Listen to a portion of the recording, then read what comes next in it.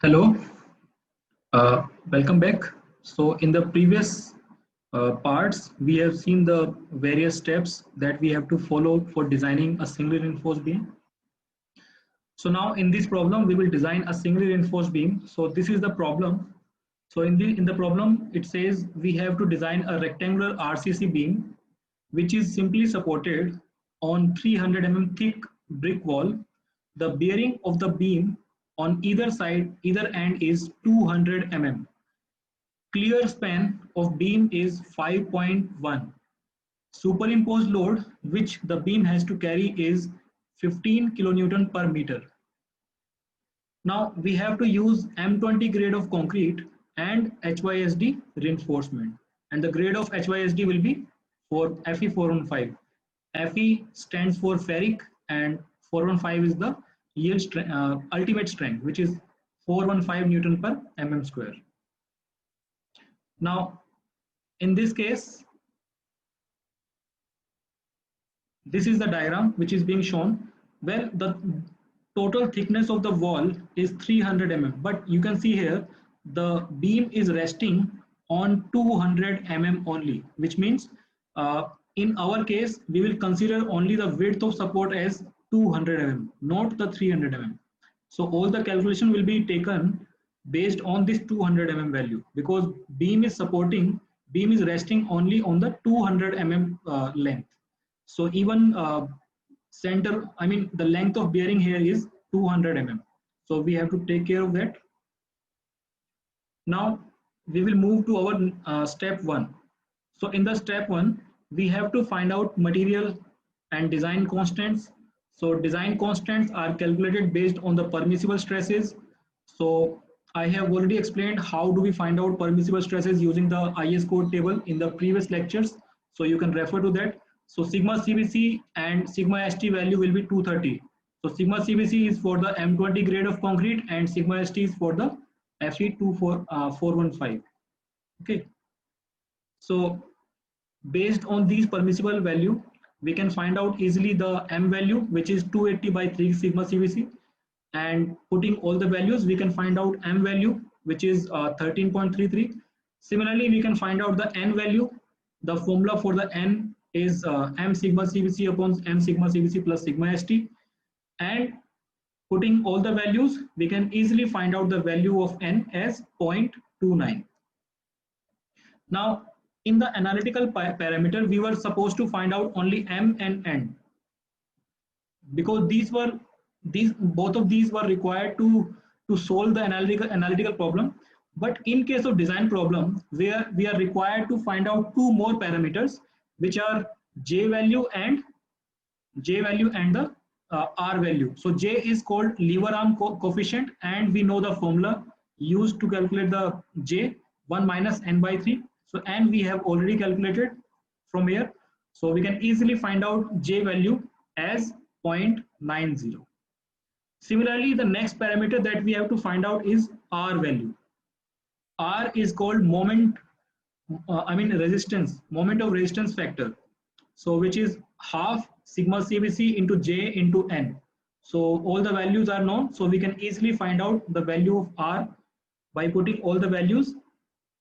So the R value is 0.91. So this finish our step 1. Now moving to the step 2. In the step 2, we have to estimate the dimensions of the beam, which is beam size as B and D. So as I have explained in the steps already, so now I will be moving D can be find out from a thumb rule, which is span by 10, and span in our question it is given as 5100. I will show you the span again. So there you can see 5100 is the clear span, which is inner to inner support, which is 5100. It is clear span. Okay. So it is already given in the question. So span by 10. So the value of D can be calculated as 510. So we have just roughly estimated it. Now for that we have to find out effective cover also, because ultimately we have to work out overall depth. So effective cover will be the sum of half of the dia of bar and exposure condition. In the question, exposure condition is not mentioned. So what we are going to do is we will simply assume the moderate exposure and also the dia of bar will be assumed. So assuming that dia of bar is 16 mm. Well, here I would like to say that generally in the beam, minimum dia of bar that we adopt is 12 mm. Generally we adopt dia of bar more than 12 mm only. Okay, but minimum dia to be adopted is 12 mm. So I am adopting 16 mm. Beside this, you can take 20 mm or 25 mm dia. It is up to you. You can assume that also. But here I am assuming 16 mm dia. So based on that, I will be working out my overall depth. Also, for moderate exposure, what will be the effect? I mean, what will be the clear cover? That is again based on the IS code. I have shown you that table, so you can refer that table there. And as per table, the clear cover or nominal cover for moderate exposure is 30. So that is why I have added 510 D plus clear cover plus half of the dia of the bar. So putting the values all directly here, the overall depth work out as 548. And as I said, whatever value of D is, we have to round off this value in the multiple of 10 and generally on the higher side. So if it is 548, we are taking this as 550. As we have round off this value, now this D value will be changed. So now we have to work out D provided, and D provided can be worked out as D will be worked out. First we will work out the B value, and B value can be worked out as D by 1.5. So this is again a thumb rule. On the basis of this, we can find out the B value also, and B value is 366. Again we are rounding off this value as multiple of 10. So we have taken as 370. So initial size of the beam we have estimated as 370 mm by 550. Now after this we will work out the D provided value. So D provided value is overall depth minus clear cover minus half of the dia of bar. So D provided that we are finally providing is 511. We have to check this depth in step 6 also, when we will be able to find out bending moment. So we will check whether this depth is sufficient or not. We will check that. Now moving to the next step, which is about effective span of the beam. So in the effective span of the beam, we can refer to this IS code, this clause. I have already explained this clause. L is taken as equal to the least of clear span plus D. So D is basically here D provided. Okay. So clear span is 5100, D provided is 511. So effective span will be 5611. So one value of effective span is 5611, and another value is center to center of the support, which is 5100 is the clear span. And as I said that length of bearing will be taken as, so beam is resting only on 200 mm. So that is why we are taking center of the support as 200 by 2 from one end, like this one. If this is the beam and this is the support, so center of this support and center of this support. So this is how we are taking. So this value we are taking as 200. Okay. So 5300 value coming out from B part.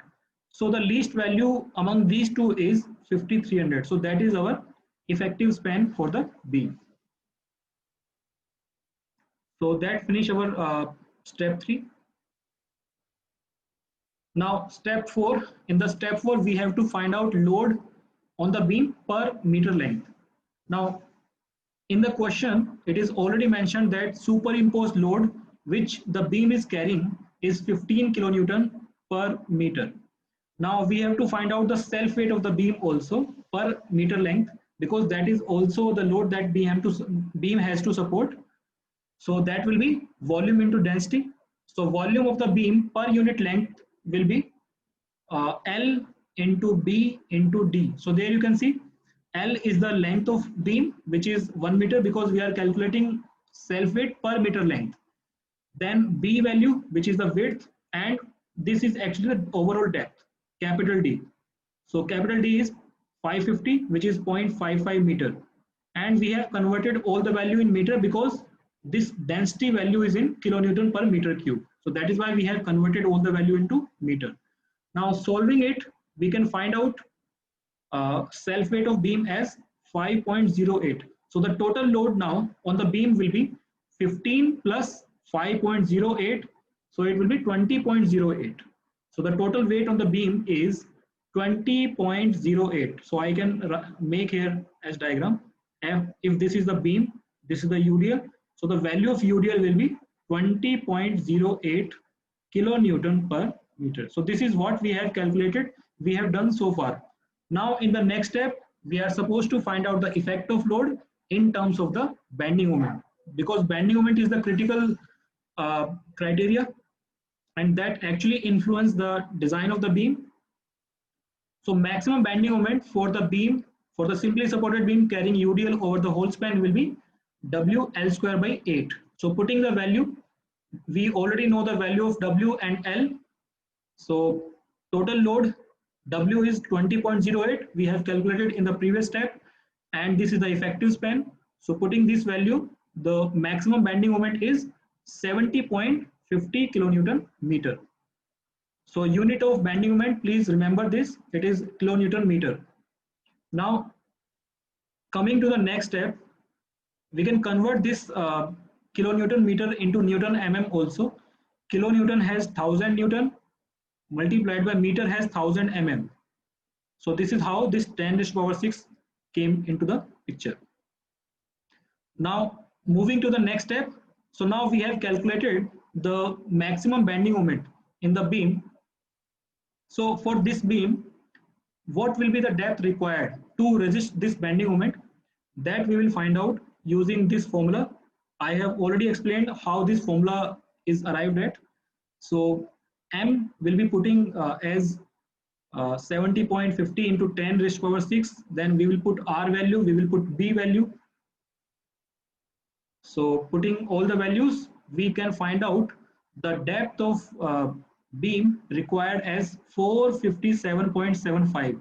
While you can see we have already provided the depth of beam as 511. So you can see the required depth is less than provided.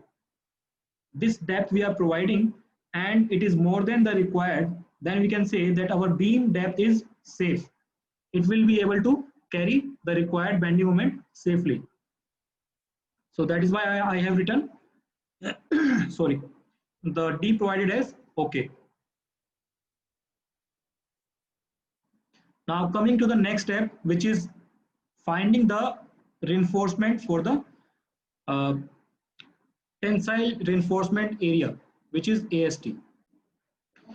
So the formula for AST is AST required M upon sigma ST into J into D provided.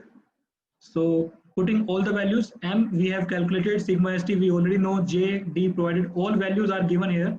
I mean we already calculated them. So AST required can be calculated by putting the values all here, and finally the area of steel required is 668.90 mm square. Now our next step is to find out the number of bars. How many bars are there? Well, this will be actually 16 mm dia, because we have already assumed the dia of bar in step 2. So we will be calculating the number of bars of 16 mm dia, which is AST upon A5. So AST we have just calculated, and A5 will be area of cross section of 1 bar. So this will be written as 668.92 upon pi by 4 into 16 square. So if we calculate this value, we can find out the number of bars, and number of bars comes out as 3.33. So as we can't provide 3.33 bars, so what we are doing is we are rounding off this value to 4 number of bars. So ultimately we will be providing 4 number of bars in our beam. As you can see, we have increased the number of bars than required, which means area of steel provided will be changed. So now we will find out AST provided. So AST provided will be number of bars multiplied by area of cross section of 1 bar. So 4 into pi d square by 4. So the area of steel provided is 804. So you can see this area is required, but we are providing a little more than that area, which is safe. So please ensure that this area of, AST provided should never be less than required. If it is more than required, then it is fine, but it should not be less than that. Now also, we will find out the percentage of area. As you can see, I have explained in the steps that while checking for the deflection criteria, we will be required percentage of steel also. So we will find out percentage of steel. So percentage of steel can be calculated as area of steel upon the cross section of the area, effective cross section of the area, and whole multiplied by the 100. So this is the area of steel provided, and this is the cross sectional dimension of the beam. So 360, 370 is the B and 511 is the D. We will never take overall depth because we will be calculating percentage of tension reinforcement for the effective area. So in the effective area, we will be taking only the effective depth because effective cover has no contribution towards that. So that is why we will be considering this only. So this ratio will be multiplied by 100. We will be able to identify the percentage of the tension reinforcement in the midspan. So this percentage is 0.43%. So 0.43% of the reinforcement we are providing here. So now till now we have provided area of reinforcement. So this is the area of reinforcement required. This is area of reinforcement provided, and this is the percentage of the reinforcement. We have to check whether this area of reinforcement that we have provided, whether it is more than minimum reinforcement as recommended by the IS code. So our next step would be to check the minimum and maximum tension reinforcement. So this is what we have to check. So as per this clause, I have already explained this. So we get a formula to find out the minimum tension reinforcement, which is 0.85 BD upon Fy. I have already explained this while explaining the steps, so you can check that. So putting all the values, the minimum tension area is 387. So you can see as per IS code, at least this much area of steel is to be provided, but you can see we are providing this much area. So we can say that our area which we have provided is more than minimum value. So that is why it is safe. Also, maximum tension reinforcement. We also need to check for maximum tension reinforcement, which is 4% of the cross-sectional area. So you can here say we are only providing 0.43% of the steel, while it says maximum tension reinforcement is 4% of the total cross-sectional area. So it is again safe.